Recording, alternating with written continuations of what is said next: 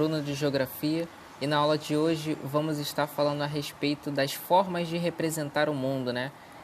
Vamos falar na aula de hoje de projeções cartográficas e os planisférios, tá? A gente tem uma definição de cada um desses termos, tá?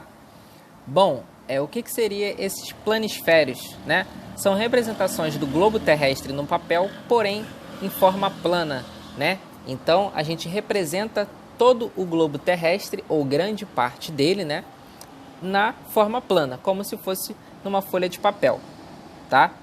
É impossível representar uma esfera em uma superfície plana, né? Então, o que eu falei? Se o planisfério ele representa, né, uma esfera na superfície plana, ele não representa totalmente essa esfera, porque é impossível, né, a gente representar todos os detalhes que tem naquele globo numa parte plana, tá? Então a gente tem uma grande parte da representação, tá? Bom, as projeções cartográficas, né, já são formas como observamos o globo terrestre e a partir disso o passamos para o papel. Então, se um é a forma de representar, né, no papel, o outro já se diz respeito à forma como observamos, né, a forma como a gente está vendo aquilo passado para o papel, tá? Quais são os tipos de projeções cartográficas que a gente tem? Né? A gente tem a projeção cilíndrica, que sem dúvidas é a mais utilizada, né, e a mais recorrente quando a gente fala de projeções, tá? A projeção que engloba, né, o mundo todo na horizontal, né? As projeções mais famosas no formato cilíndrico são as de Peters e Mercator, né? Então a projeção cilíndrica é essa daí, em que ela faz uma projeção em volta do globo, né, e joga ela na horizontal, né? Então ele praticamente cobre, né, o globo terrestre e com essa cobertura ele faz essa projeção na horizontal, né, que é essa figurinha aí do lado, tá? Temos a projeção central também, ou azimutal. Ela pode cair de uma maneira ou de outra quando vocês estiverem lendo a respeito, tá?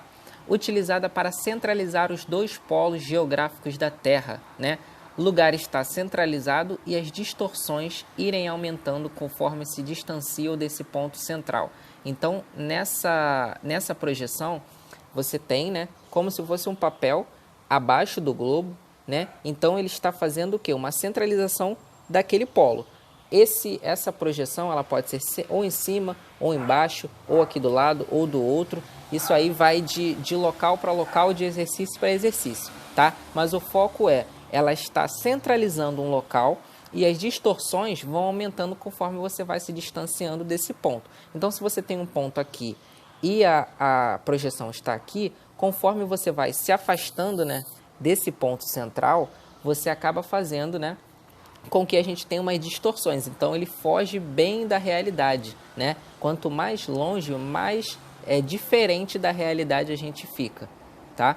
Temos a projeção cônica também, né, que ela é muito importante, ao qual, pelo próprio nome já diz, né, a projeção cônica tem um formato de cone, né, afunilando o mapa em direção a um dos polos da Terra, né? Então, o globo está aqui, ele vai afunilando em direção ao norte ou ao sul, né? E aí ele faz essa projeção como se fosse um formato de leque, né? Então, na atividade, se você vê que tem uma projeção parecida com um leque, né, em que ela vai afunilando até um ponto, seja esse leque para cima, né, como está aí na figura, ou ele para baixo, é a projeção cônica, tá? Quais são os tipos de planisférios, né? Falamos das projeções cartográficas, né, as mais importantes, digamos assim, as que mais aparecem. Temos os tipos de planisférios também, né? Projeção de Mercator, né, o planisfério de Mercator, apresenta de maneira detalhada os contornos dos continentes para ser útil aos navegadores. Então, essa projeção ela foi muito utilizada para facilitar os navegadores a descobrirem novas terras, né?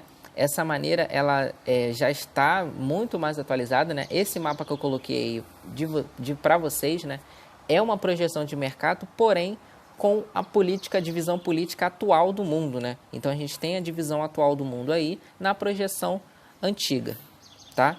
Temos a projeção de Mulwilds, né? Representar todos os territórios mundiais como uma proporção mais correta de suas áreas, facilitando a comparação de elementos como a população, a economia, entre outros. Então, essa projeção ela tinha essa finalidade, né, de colocar um pouco mais próximo as áreas dos continentes, né, aquelas áreas mundiais, para a gente poder fazer uma comparação dos elementos, seja da população, seja da economia, entre outros fatores, tá? A gente tem também a projeção de Robinson, né, que foi uma boa visão global sobre os países para fins militares, né, muito utilizada no período da Guerra Fria. Então, essa projeção, ela tinha esse cunho militar, né, essa função militar, digamos assim. Essa projeção, por muito tempo, foi utilizada pelo sistema de inteligência dos Estados Unidos, né? Então, todas as estratégias políticas, quando a gente vai analisar um outro território, né, de um outro continente, eles utilizavam muito essa projeção para esses fins, né? Como eu falei aí, muito utilizada no período de Guerra Fria, né? Naquele período lá dos Estados Unidos com a União Soviética, ela foi muito utilizada para esses tipos de planejamento, tá? Temos a projeção de John Gould, né? Deixa os continentes com a mesma área e a mesma proporção. Ela é um pouco estranha se a gente olhar a olho nu, mas a percepção dele era que ele colocasse as áreas na mesma proporção, né? Os continentes e as áreas todos próximos, né? E todos com a mesma proporção, não um muito maior e o outro muito menor. Então ele arrumou da maneira desse desenho aí essa melhor projeção, né? E temos também a projeção de James Gall e Arthur Peters, né? Que é a mais utilizada até hoje, né? Sempre quando a gente vê um livro de geografia ou vê algo próximo com relação à geografia ou com relação ao mundo, ao globo terrestre, a gente tem essa projeção aí como uma das figuras que sempre aparece, né? Que é um conjunto de informações precisas e que era necessário criar uma visão de mundo que destacasse o sul do globo, né? Então ele fez um destaque na parte sul, onde não tinha nas outras projeções, e aí você consegue ver que principalmente aqui a América do Sul ela é bem destacada com relação à Europa, com relação, né, à Ásia, ele tem um destaque maior.